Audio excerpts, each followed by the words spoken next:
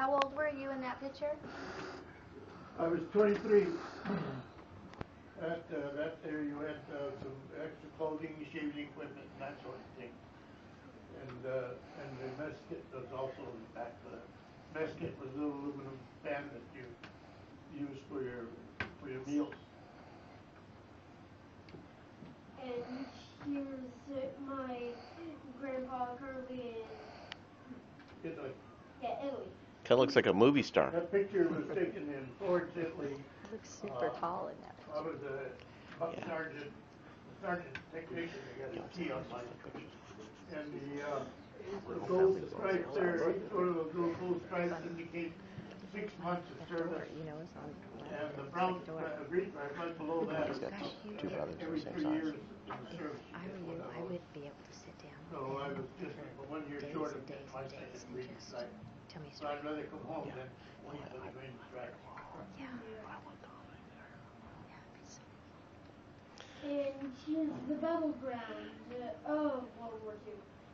And you can also see that Switzerland was only a neutral country for reasons we're not really going to explain right now. But all the other places, wow, that's a lot. But anyway, still. Well, read them. Hey. It's all the battleground. Hey, Grandpa, do you want to explain the countries that you went to? Yeah. Well, okay, this map shows a couple of them. When I went overseas, actually, maybe I'll start at the beginning if it's okay.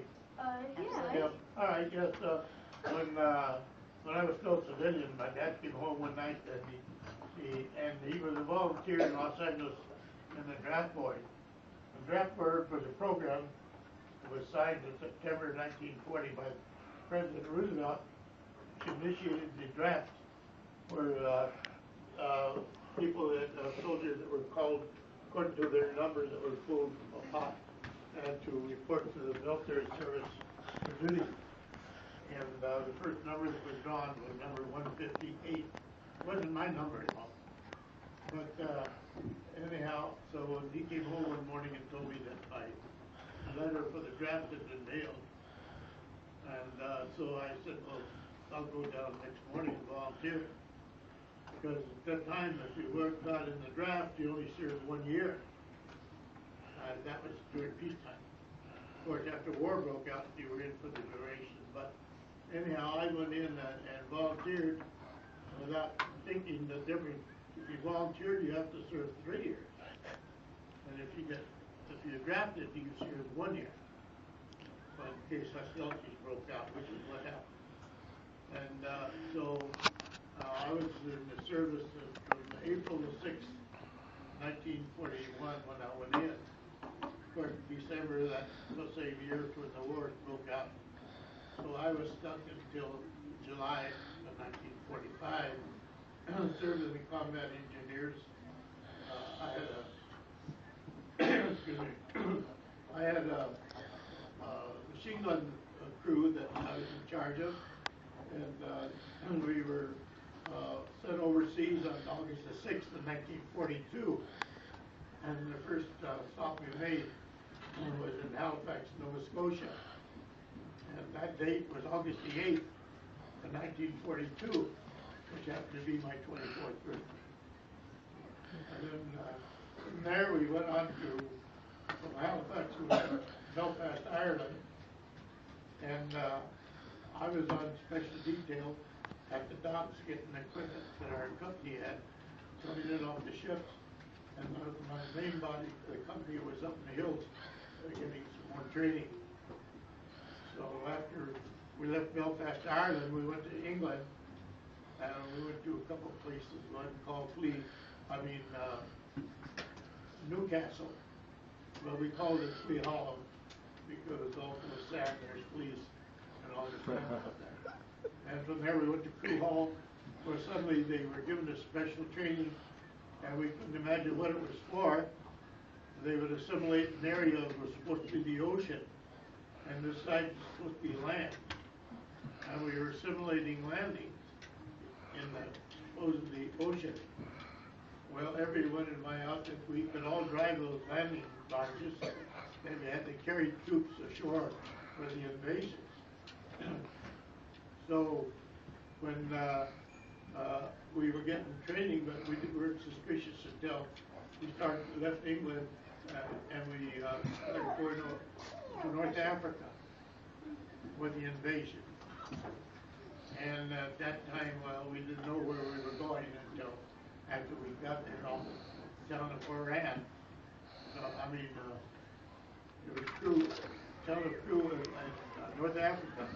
And that little town was supposed to have been cleared out by the Rangers. But it so happens that the Rangers landed a mile south of where they were supposed to.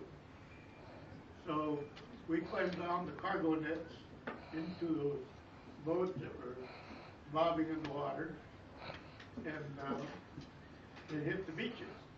Well, the person that was driving this landing craft that we were in was an English person, and he wouldn't beach the boat.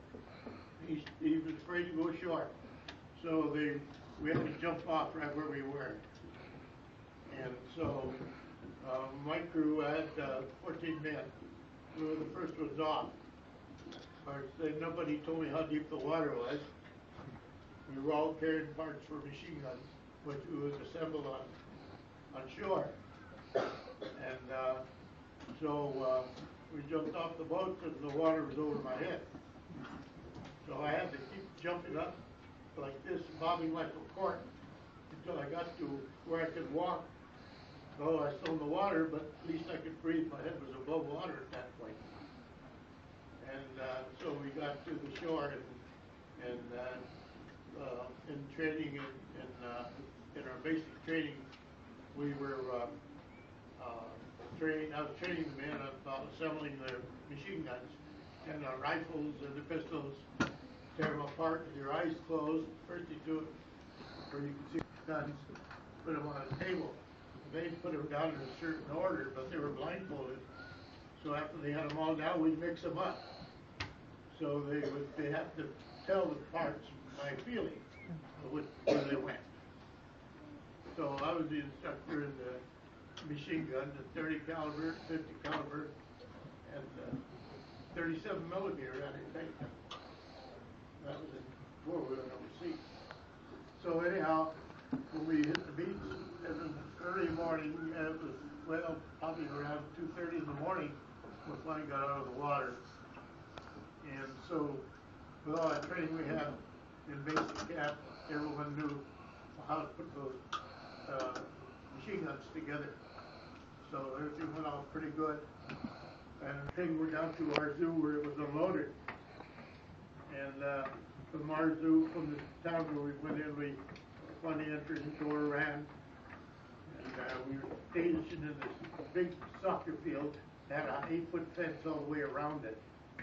And on the inside, up against the fence, they had these huge bales of rags, like bales of hay, but these were rags up against the fence.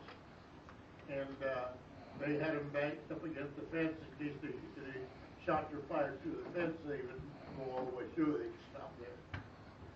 But we'd climb up on top of the bales and we'd look out, and all these little kids are out there. And every soldier in the army over there, his name was Joe. So, hey Joe, he's bonbon, which in French means candy. So we not only throw them candy, but when we go to chow, we get a little more than we were going to eat, and we share with the kids outside the fence. And there was one little boy there that my company took liking to, and so kind of adopted him. His parents had been killed in the bombing raid in North Africa there. So we took him into our company, and he used to do favors for the guys, like if some guy had to work in the kitchen or wash pots, and he'd do it for them, and they'd pay him. And we made him a sergeant, and he wasn't much bigger than Domenic here. We made him a sergeant, and we called him Sergeant Nip. And then from after we left Oran, North Africa, we went across the tip over to Constantine into Algiers, and we had to take the town of Mazerta, because they had the docks down there where ships would come in. We had to take over that so the Germans wouldn't get it. And so it was in that town where they would bomb the docks. There was a German submarine submerged there, but nobody would go into it, and they weren't allowed to, because chances are it was booby trapped. So they stayed out of that. So we went into the, if you have computers, you look up in the World War II battles, you look up Kasserine, which was one of the biggest battles out there. On the initial landings, Oran and Casablanca were the two hot points in the invasion. But later on, going over into Tunisia, just before Tunisia, we had Kasserine Pass. Rama was coming in from the northeast section of Egypt, and we were to keep him coming through there. So my company was stationed right below the pass. Finally, they heard that the Germans were going to be coming through the pass. The French had gone up into the pass and had loaded it with dynamite charges. And some of the company had to move out. So the Germans came through, they met with charge of dynamite.